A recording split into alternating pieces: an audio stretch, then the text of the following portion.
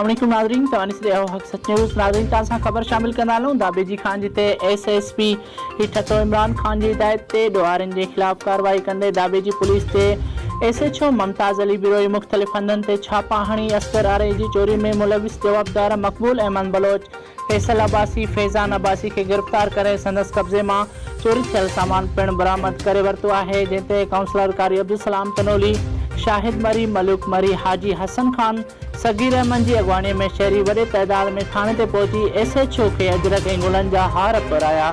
नाज़रीन, रिपोर्ट करे रहियो आहे फारूक शाह, हक़ सच न्यूज़, दابيجي।